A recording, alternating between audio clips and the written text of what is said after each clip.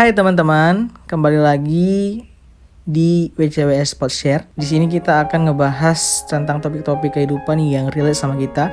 Dan aku harap kita semua bisa ngambil pelajaran sih dari apa yang udah kita sharingkan untuk teman-teman semua.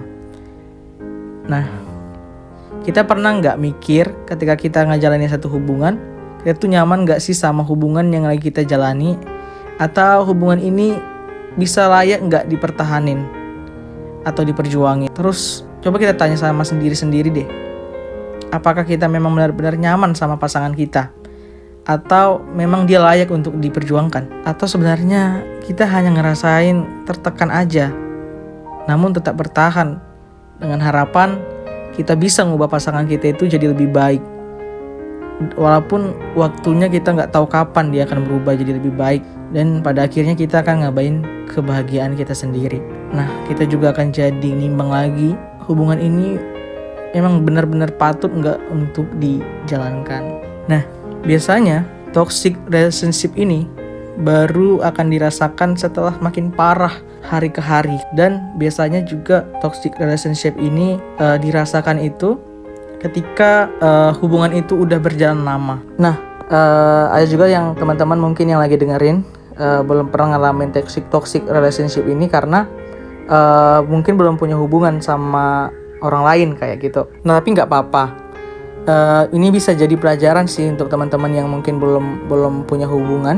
Untuk ketika kita memutuskan untuk pacaran, kita bisa jadi lebih dewasa, lebih bijaksana untuk ngecegah yang namanya toxic relationship ini. Mungkin dulu ketika baru-baru ngejalanin hubungan, kita kayaknya bahagia ya. Namanya juga lagi jatuh cinta gitu kan. Lagi kasmaran, berbunga-bunga. Mungkin yang kita rasain itu hanya ungkapan-ungkapan kebahagiaan. Bahkan mungkin dulu pasangan kita itu kayak yang baik banget gitu, yang gak akan pernah nyakitin kita, gak akan pernah ngelukain, gak akan buat kita pernah kecewa. Bahkan kayak selalu ngejagain kita, selalu nghibur kita, kayak gitu. Mungkin itu yang kita rasakan ketika baru-baru memulai untuk mutusin untuk berpacaran atau punya hubungan sama orang lain, sama pasangan kita misalnya. Sehingga kita gak ada pikiran untuk kayak dia pasti nggak akan ngecewain kita nggak akan punya pikiran kayak gitu. Nah, pikiran kita ketika itu pasti selalu hal-hal yang positif tentang pasangan kita. Sampai hari ke hari, bulan ke bulan, tahun ke tahun kita ngejalan hubungan, kayaknya kita seakan-akan makin lama makin ngerasa jenuh gitu dengan sikap daripada pasangan kita. Atau bisa juga sebaliknya, pasangan kita ngerasa sikap kita lama-lama berubah dari hari ke hari selama kita ngejalanin hubungan itu. Nah, nggak mungkin kan ketika kita ngejalanin hubungan, maka bagaimana baiknya si pasangan kita ini, dia akan terus tetap baik. Bahkan gimana sifat awalnya itu akan terus seperti itu sifatnya sampai semakin lama kita ngejalanin hubungan. Nah, ibaratnya aja pohon itu kalau ditanam, maka semakin kita siram, semakin kita pupuk, maka akan semakin berkembang. Makin ada perubahan bentuk, perubahan mungkin jumlah daunnya, buahnya gitu. Pasti ada berubah-berubah. Nah, begitu juga lah dengan setiap hubungan kayak gitu. Namanya juga manusia. Pasti setiap tahunnya dia beranjak untuk berubah. Dan pasti gak tetap sama sifat-sifat yang awalnya dulu semenjak kita pertama kali berjumpa dengan pasangan kita. Nah, perubahan itu sebenarnya wajar selama masih mengarah kepada hal-hal yang positif. Dan karena kita ngejalanin hubungan itu, kita kan tujuannya untuk kenal satu sama lain, untuk ngetahuin lah kepribadian satu sama lain.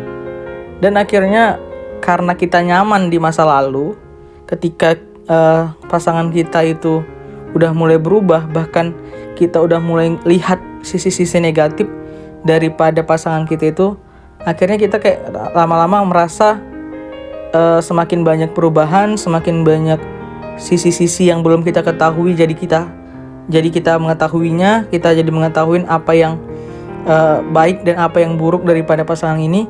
Dan ketika hal yang buruk itu lebih banyak dan kita nggak mampu untuk nerima, akhirnya kita jadi nggak ngerasa nyaman untuk ngejalanin hubungan itu. Nah, disitulah kita diperlukan adanya kedewasaan untuk menerima, saling menerima, dan komunikasi itu sebenarnya jadi satu hal yang penting sih menurutku di dalam hubungan, sehingga kayak toxic relationship itu bisa minimal mungkin di netralisir atau dilakukan pencegahan. Pada awalnya kita itu kayaknya sewaktu baru memulai hubungan itu senang gitu dalam segala hal, termasuk ketika kita juga ditoksikin, atau kayak misalnya ditoksikin ini kayak pasti ada pacar kita atau pasangan kita itu yang apa ya, bisa dibilang yang toksik, kayak misalnya dia udah mulai posesif dari awal, terus udah kita senang banget tuh dicemburuin, karena kan kalau kata lagu itu cemburu tanda cinta, maka marah tandanya sayang, kalau curiga itu tandanya aku takut kehilangan, katanya kayak gitu kan.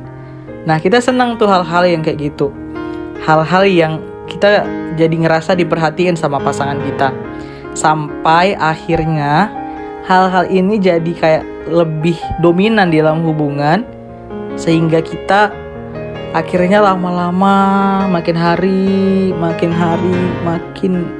merasa jenuh dengan sifat dari pasangan kita itu yang buat kita akhirnya nggak nyaman. Namun karena kita berharap pasti dia akan berubah, walaupun kita nggak tahu dia kapan berubah, kita akan tetap stay. Kita akan tetap menjalani hubungan itu dengan ketidaknyamanan, sampai akhirnya ketidaknyamanan ini menghantui kita, dan kita ngerasa kayaknya hal dalam hubungan ini nggak bisa lagi kita tolerir, nggak bisa lagi kita toleransi, dan kita ngerasa udah berada pada titik jenuh dan toksik itu udah mulai semakin memuncak lah itu gitu. Dan akhirnya kita mutusin untuk ada dua pilihan sebenarnya ya, untuk bertahanin atau udahan kayak gitu. Nah, itu pilihan. Semakin kita dewasa, semakin kita beranjak dalam kedewasaan dalam setiap prosesnya, seharusnya pemikiran kita itu akan semakin jernih kayak gitu ya, akan semakin sensitif tentang hal-hal seperti ini. Dan kita semakin dewasa akan semakin berani seharusnya untuk ngambil keputusan. Hidup itu bukan tentang bertahan aja, tapi tentang gimana kita ngambil pilihan yang memang benar-benar bisa kita rasain itu benar-benar pilihan yang terbaik kayak gitu. Nah, pilihan untuk ngudahin hubungan itu atau mau lanjutin itu terserah kepada kita gitu. Karena bagi sebagian orang, karena pengharapan akan perubahan tadi dan dia berharap bisa ngerubah si pasangannya ini, dia akan ngerasa pede untuk ngejalanin hubungan itu. Nah, setiap orang berbeda-beda untuk hal itu ya gitu. Toxic relationship ini juga terjadi karena kita beranggapan bahwa ketika kita udah ngejalin hubungan sama orang, sama pasangan kita, maka si pasangan ini udah jadi milik kita. Tubuh, jiwa, rohnya, bahkan sifat kepribadian dia udah harus kita yang ngatur kayak gitu. Jadi seakan-akan kita udah jadi pemilik atas orang itu. Padahal itu nggak benar gitu. Ya, kita memang ngejalin hubungan, tapi setiap pribadi seharusnya diberi kebebasan untuk memilih, untuk memutuskan sesuatu.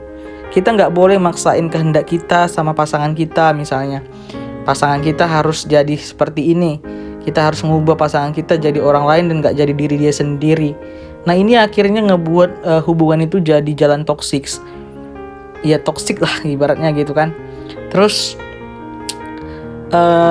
banyak kasus-kasus toksik itu berasal dari ini, dari beranggapan bahwa dia milikku gitu, dia punyaku kayak gitu. Jadi akhirnya kita semena-mena terhadap dia. Bahkan dari sini udah mulai terjadi kayak mulai dari kekerasan verbal, seksual, bahkan sampai kekerasan fisik yang kita lakuin sama pasangan kita akhirnya.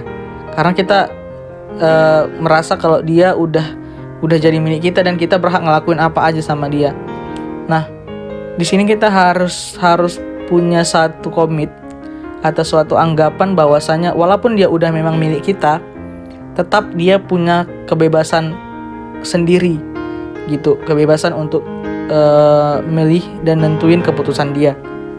Dan kita harus bisa ngormatin itu, ngormatin pasangan kita, ngormatin apa yang jadi keputusannya kayak gitu, sehingga ya ibaratnya kita nggak egois lah dalam menjalani hubungan itu, sehingga hubungan itu nggak jadi toksik. Nah, toksik ini juga terjadi karena adanya gap, kayak gap antara pengetahuan tentang pasangan kita. Kayak kita merasa nggak tepat gitu, entah si pasangan kita yang nggak tepat atau kita yang nggak tepat sama dia kayak gitu. Jadi hal ini ngebuat kita ngerasa ngejalanin hubungan itu nggak nyaman dan nggak benar-benar bisa bisa dewasa hubungan itu berjalan. Dan pada akhirnya hubungan yang toksik ini akan ngasilin buah yang toksik juga.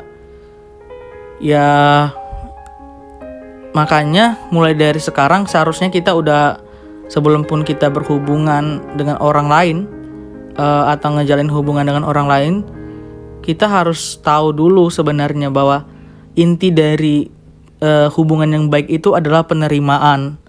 Kita bisa nerima pasangan kita apa adanya, kita bisa nerima keputusan dia, kita bisa hormatin dia sebagaimana dia adanya, nggak nyakitin dia baik dengan kata-kata, verbal, fisik ataupun seksual gitu. Nah, kebanyakan toxic relationship yang dijalanin lewat hubungan berpacaran ini adalah hal-hal yang berbau dengan fisik dan seksual ini gitu. Kebanyakan pada anak-anak muda zaman sekarang yang aku lihat dan yang dari beberapa cerita teman-teman aku kayak gitu. Misalnya aja ada apa ya, nanti kita di akhir ini akan ada baca satu pertanyaan dan nanti kita akan kasih juga solusi yang mungkin bisa bermanfaat bagi dia tentang toxic relationship ini yang berkaitan dengan seksualitasnya kayak gitu. Jadi akhirnya hubungan dia toksik itu gara-gara hal itu. Nah, ada hubungan yang seperti ini, yang ini juga jadi salah satu membuat orang-orang yang akhirnya terjerumus dalam toxic relationship ini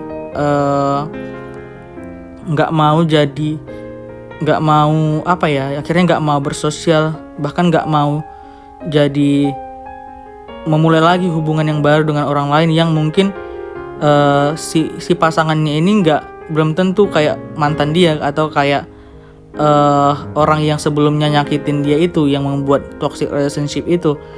Nah, bahkan orang-orang yang kena toxic relationship ini juga bisa jadi orang-orang yang tertutup dan pada akhirnya nggak bisa jadi orang yang percaya diri. Nah, kan kasihan kalau misalnya seperti itu. Nah, pada awalnya kita mengenal dia kayak tadi dari awal ya, baik terus perhatian, nggak pernah membuat pembicaraan ke arah yang sana, ke arah yang Victor, porno gitu, nggak. Dan tetapi setelah hubungan itu berjalan lambat laun, maka sering terjadi arah pembicaraan itu ke arah-arah yang negatif kayak gitu, dalam tanda kutip hal-hal yang berbau tentang porno gitu misalnya. Nah, satu sisi mungkin yang si ceweknya atau pasangannya yang cewek ini bisa jadi kayak merasa itu hal yang wajar dan mungkin setiap hubungan itu seperti itu gitu kan. Setiap hubungan itu seperti itu untuk ngejaga kita saling percaya. Padahal kalau kita dalam menjalin hubungan itu bukan salah satu bentuk tanda cinta atau tanda kasih, tetapi aku ngerasa itu salah satu bentuk tanda kebodohan. Orang-orang yang ngejalani hubungan yang kayak gitu terkhusus yang kasihannya itu yang wanitanya gitu kan.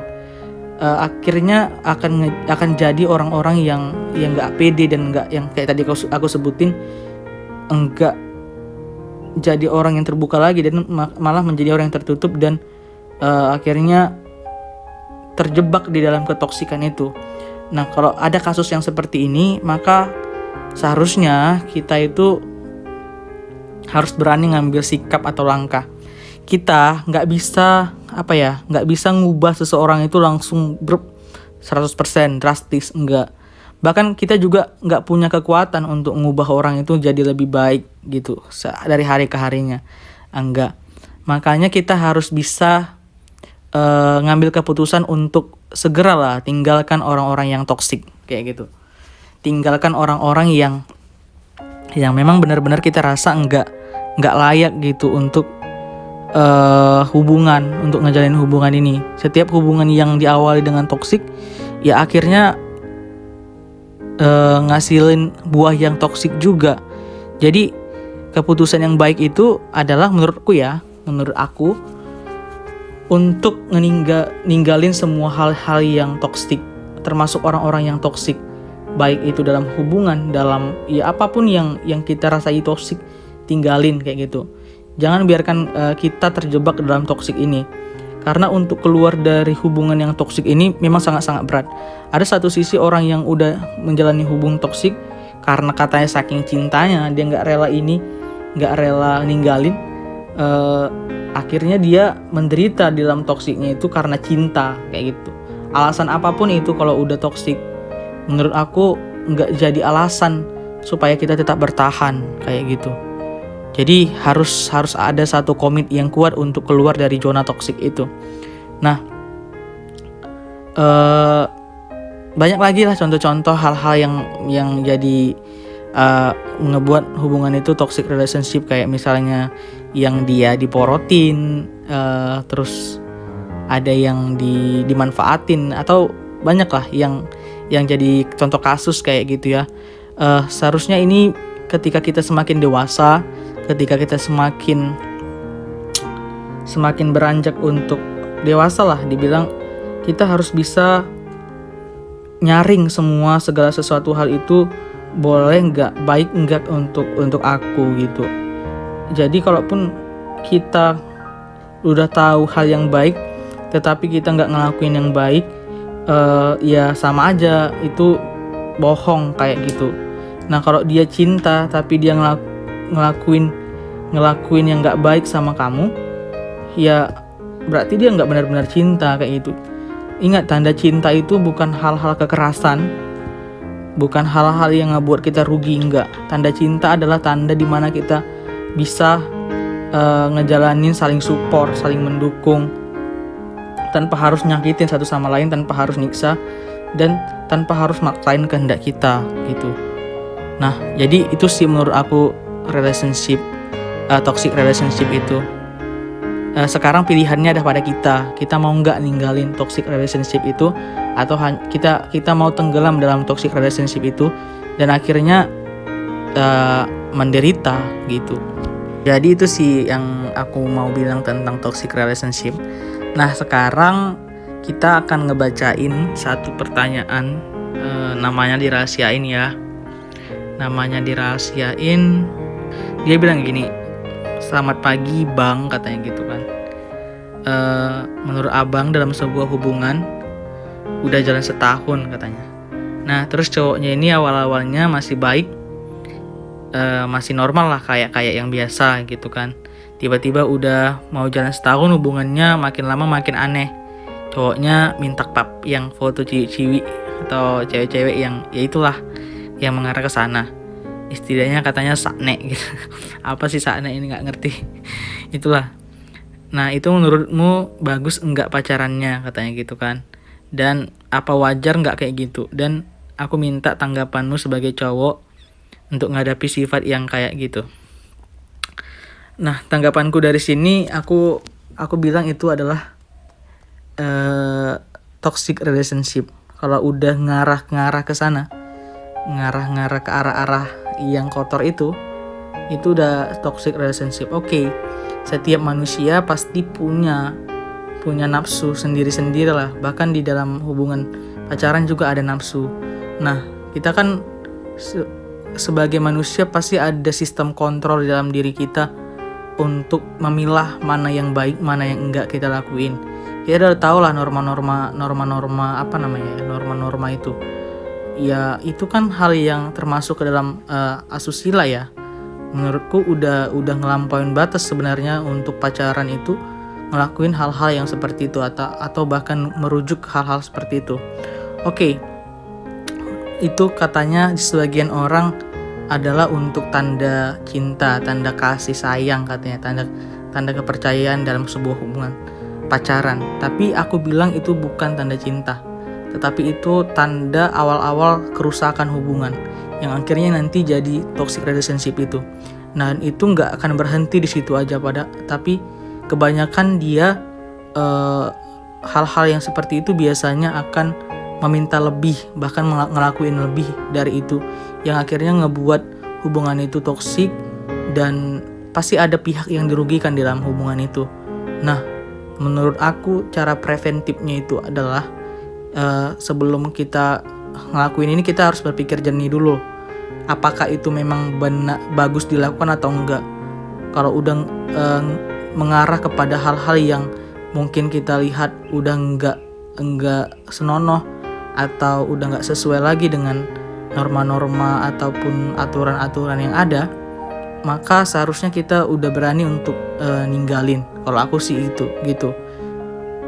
Saran aku tinggalin, karena kalaupun kita ngerubah seseorang, percayalah nggak ada yang bisa ngerubah diri orang gitu. Tanpa dia dan Tuhan sendiri yang bisa ngubahkan diri dia. Sebanyak apapun usahamu, mau sebanyak sekuat apapun usahamu untuk merubah seseorang, pasti nggak akan bisa berubah kalau dari diri dia sendiri nggak mau berubah. Nah, sebagai orang yang dewasa, seharusnya kita bisa ngasih solusi ya, kayak advice atau nasihat untuk dia berubah. Nah, dan kita juga ngasih kesempatan untuk dia berubah, tapi kita juga maafin kesalahan dia, dan tapi untuk ngecegah bagus kita ninggalin hal-hal seperti itu, bahkan orang-orang yang seperti itu, biar dia sampai berubah dulu gitu.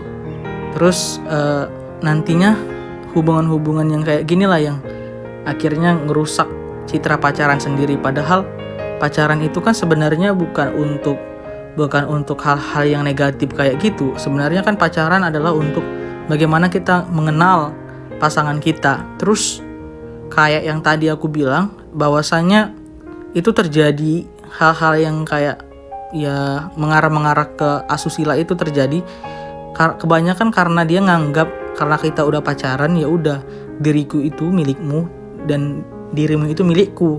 Kita nganggap dia itu punya kita gitu. Jadi kita bebas untuk ngelakuin apapun sama dia.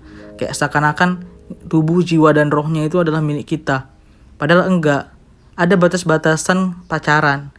Ada batas-batasan gimana kita bisa pacaran itu bisa baik dan enggak ngelakuin hal-hal yang enggak senonoh, hal-hal yang enggak sopan kayak gitu.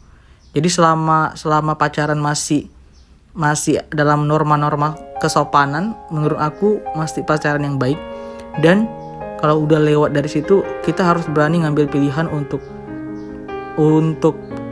tetap bertahan, menunggu perubahan yang belum kita tahu akan berubah atau bahkan bisa jadi lebih buruk lagi ke depannya, atau kita ngambil pilihan pergi, ninggalin dan kasih dia kesempatan untuk pulih dari kesalahannya kayak gitu. Mungkin itu sih solusi dari aku untuk NN yang bertanya ini gitu. Jadi mudah-mudahan ini bisa jadi pembelajaran juga bagi teman-teman semua untuk ya segala sesuatu yang toksik itu bisa diatasin semuanya.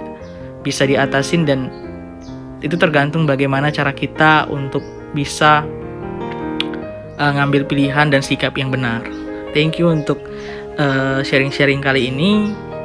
Mungkin banyak kata-kata yang berlibat atau informasi-informasi yang mungkin kurang jelas, ya inilah aku. Agak susah memang kayaknya, karena kurang pede untuk bicara di kamera, juga kurang pede untuk bicara podcast gini, juga kurang pede. Cuman ini namanya pembelajaran sih. Mudah-mudahan teman-teman boleh dapat makna yang bisa ditarik dari pembicaraan kita kali ini. Thank you, God bless you.